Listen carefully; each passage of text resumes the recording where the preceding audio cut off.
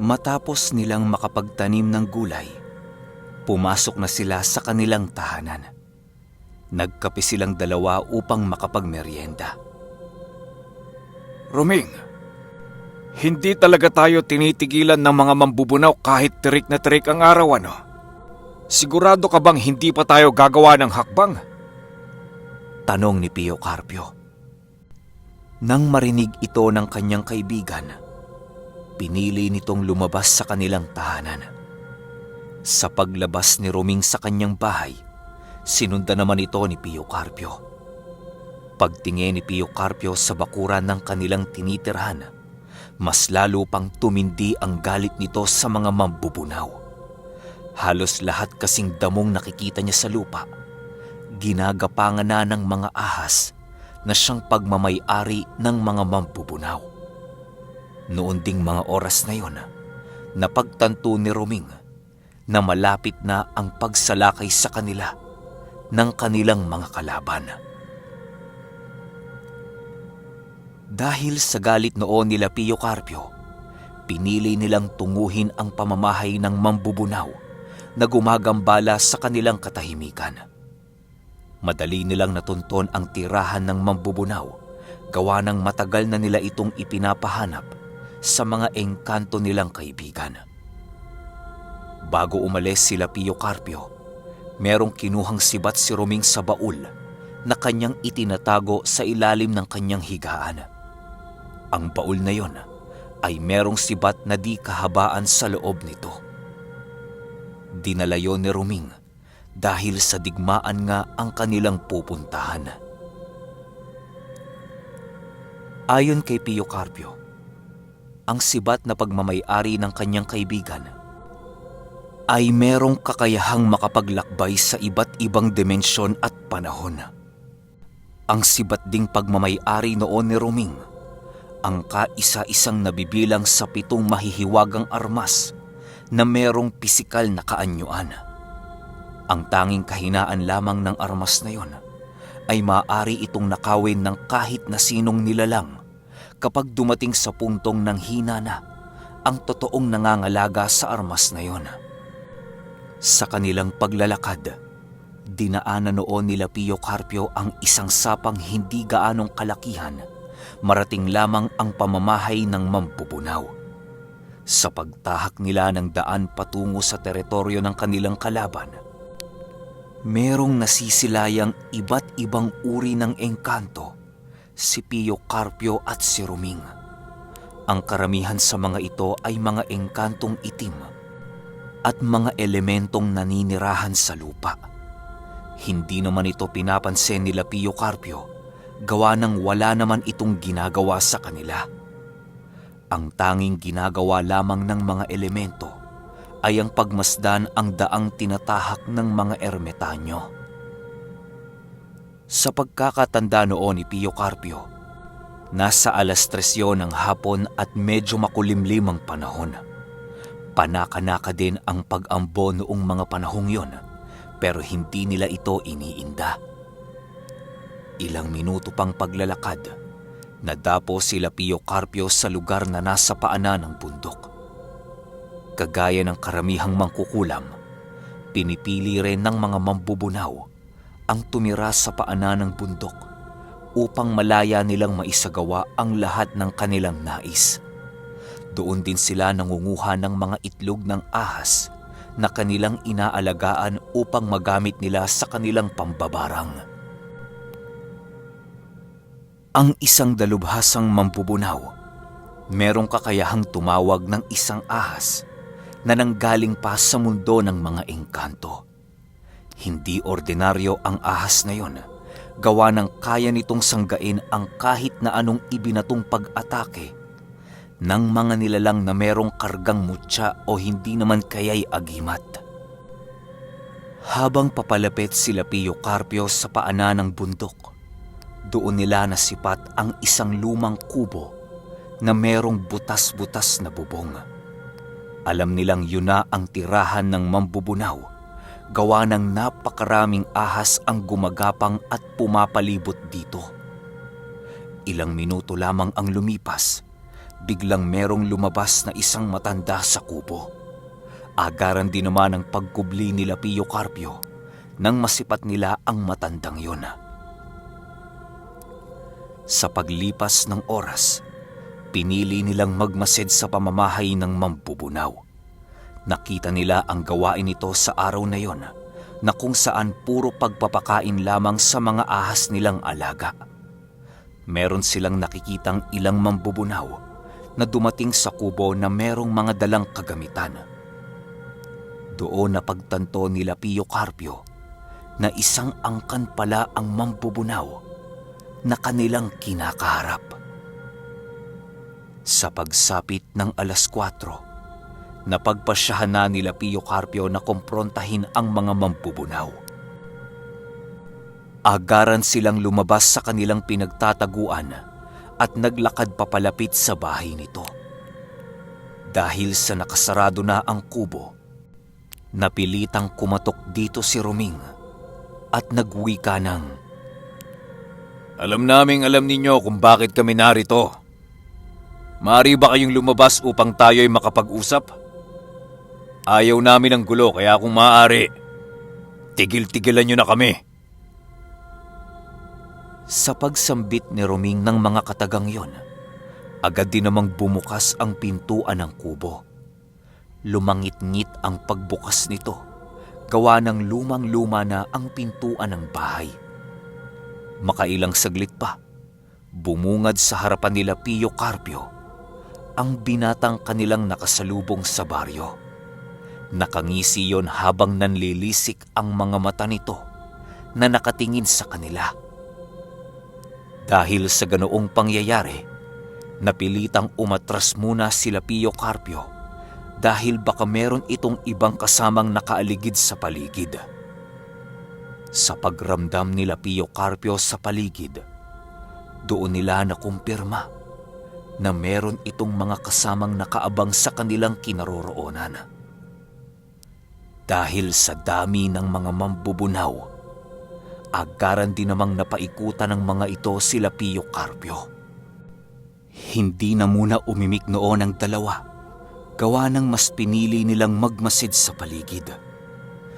Ilang minuto pa ang lumipas, merong lumapit na isang matanda sa kinaroroonan nila Pio Carpio. Anong pakay ninyo sa lupain namin? Magmula nang umalis kayo sa inyong pamamahay, maigi ang pagmamasid na aming ginawa sa inyong paglalakbay. Tanong ng matanda. Kayo ang pakay namin kung bakit nakarating kami sa inyong lugar. Wala kaming hangad kung hindi ang kausapin ng binatilyong yan, kung bakit hindi kami nito tinatantanan. Sagot naman ni Roming sabay turo sa binatilyo. Alam niyo ba ang sitwasyong kinakaharap niyo ngayon? Kaya namin kayo ditong paslangin kung aming nanaisin. Ngayon, pumili kayo. Maging alipin namin o mamatay sa lugar namin. Sagot naman ng matanda. Dahil sa madali noong mag-init ang ulo ni Pio Carpio, agaran nitong tinawag ang kanyang palakol upang umpisahan na ang nalalapit na labanan. Sa paglitaw ng gudur daladala nito ang palakol ni Pio Carpio. Agaran niya itong kinuha at walang sabi-sabing sinugod ang mga mambubunaw na nasa paligid. Bigla din namang nagsipulasan ang mga mambubunaw nang masipat nitong papasugod na si Pio Carpio. May iilan sa mga mambubunaw na nag-anyong ahas upang mas madaling makalayo sa kinaroroonan nila Roming. Dahil sa gulat noon ni Roming, labis ang kanyang pagkabilib sa binatilyong ermitanyo. Hindi niya sukat akalaing meron itong taglay na kakaibang aral na unang beses niya pa lamang nasilayan. Hindi na ito nagawang pigilin ni Roming at ang ginawa ng kasama ni Pio Carpio ay walang iba kung hindi ang tumulong. Dahil nasa espiritual na estado ang mutya ng palakol, nakakaya itong ihataw ni Pio Carpio sa kanyang kalaban ng walang kahirap-hirap. Si Roming naman noong mga oras na yon, patuloy sa paghabol ng mga mambubunaw habang hawak-hawak ang kanyang sibat.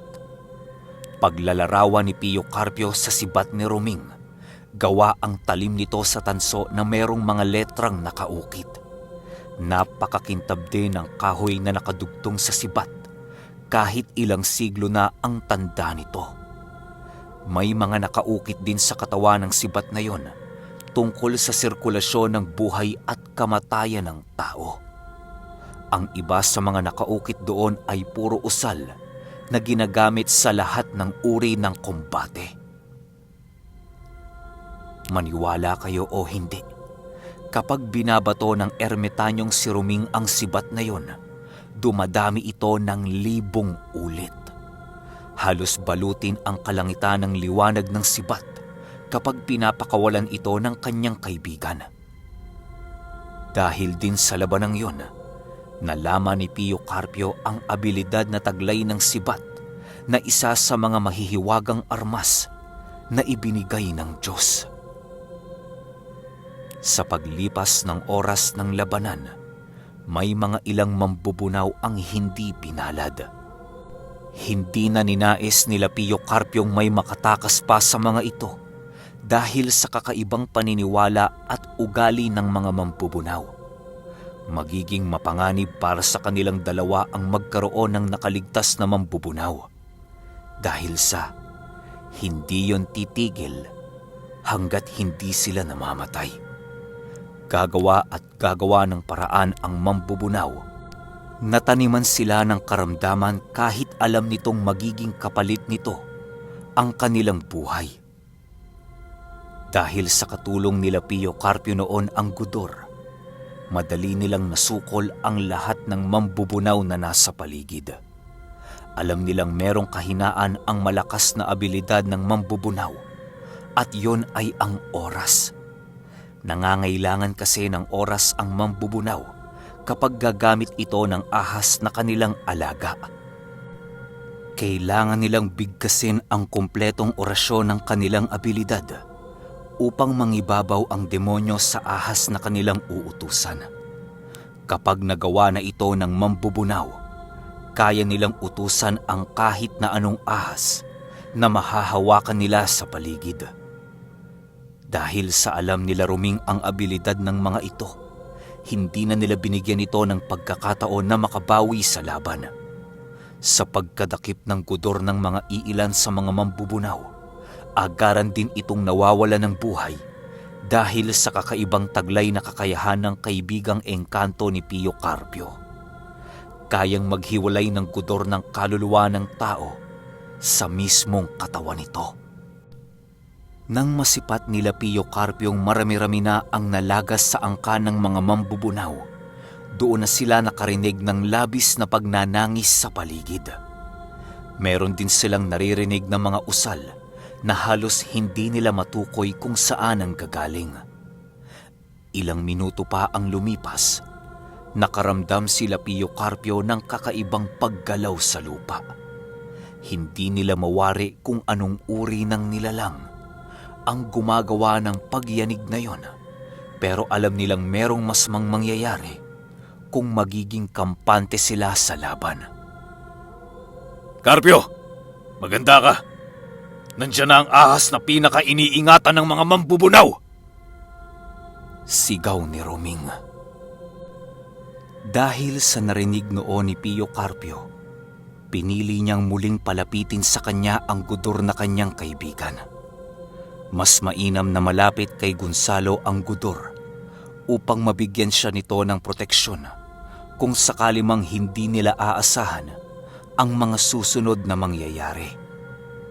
Sa pag-ahon ng isang nilalang sa lupa, doon na silayan nila Pio Carpio ang kakaibang ahas na unang beses pa lamang nilang nasilayan.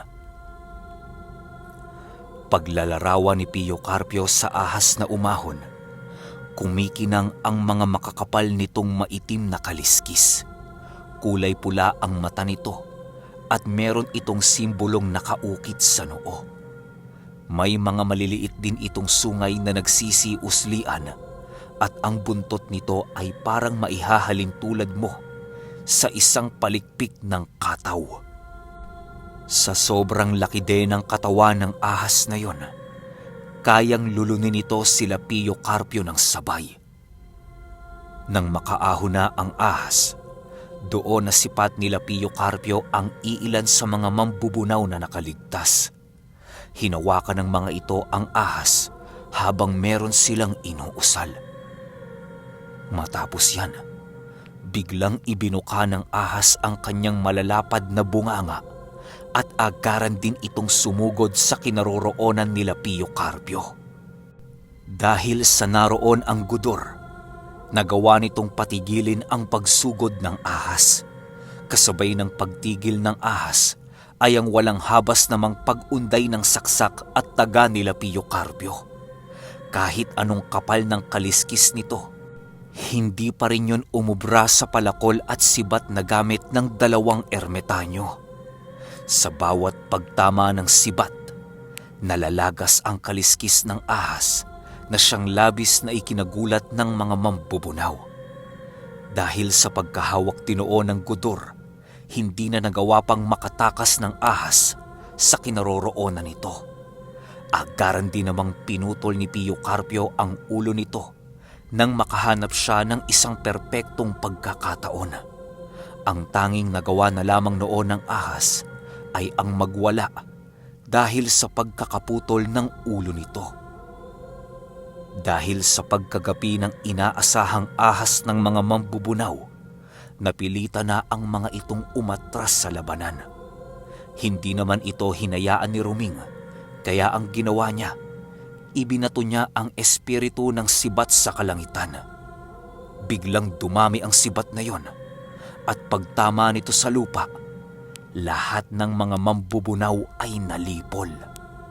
Walang natamong sugat ang mga mambubunaw, pero kitang-kita nila Pio Carpio ang pagkawasak ng mga kaluluwa ng mga ito.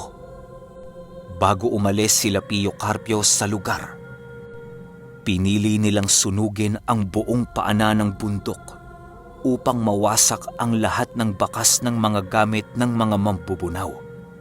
Maaari kasing umusbong ang bagong henerasyon ng mga mambubunaw kung merong makakakita sa mga naiwang aral ng mga ito. Sa pagsapit ng umaga, napagpasyahan na nila Pio Carpio na bumalik sa tahanan ni Ruming. Doon na siya nanatili ng payapa hanggang sa dumating ang puntong napagpasyahan niyang bumalik sa Ulutanga. Matapos makapagkwento ni Pio Carpio, halos hindi pa nila magawang mainom yung tuba na nasa mesa.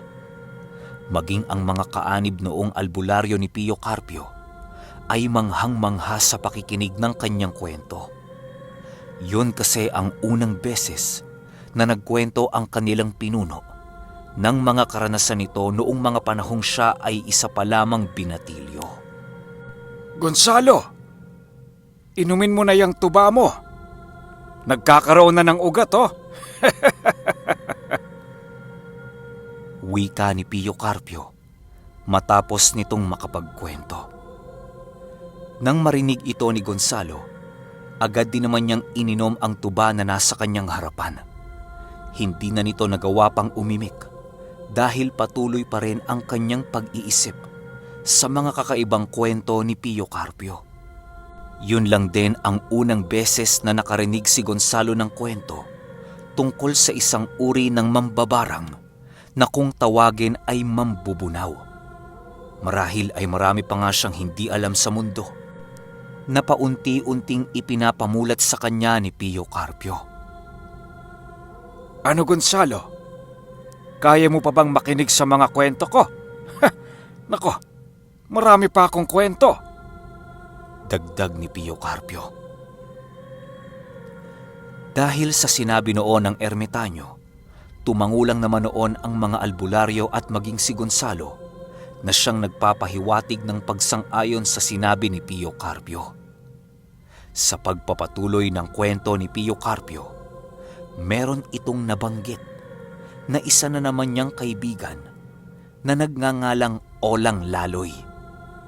Isa itong ordinaryong tao na nakilala niya sa Bacolod. Ang ordinaryong taong ito ay may nakakamanghang karanasan umano ayon kay Pio Carpio. Matapos makapag-inom ng tuba ni Pio Carpio, agad din naman itong nagpatuloy sa kanyang kwento. Ayon sa kanya, na noong mga panahong nadapo siya sa Bacolod, ang tanging pakay niya lang sa lugar na yon ay ang mangalap ng mga kakaibang halamang gamot na kanyang gagamitin. Pagdating niya sa lugar, eksaktong pista naman doon, kaya piniling makisaya na din ni Pio Carpio. Sa paglalakad niya sa baryo ng Bacolod, doon niya nakilala si Olang Laloy. Inimbita kasi siya nitong makikain sa kanilang tirahan upang idaos ang kapistahan. Siyempre, kapag pista noon, hindi talaga mawawala ang inuman. Bilang ermitanyo itong si Pio Carpio, alak talaga ang kanyang kiliti. Para itong uhaw na uhaw kapag nakakakita ito ng alak. Lalo na noong kabataan niya, walang araw siyang hindi umiinom ng alak kahit saan siya magpunta. Habang sila ay nag-iinuman, doon nabanggit ni Olang Laloy ang kwento tungkol sa isang garong na kanyang tinulungan. Ayon sa kanya, habang pauwi siya noon sa kanilang pamamahay, biglang bumuhos ang napakalakas na ulan.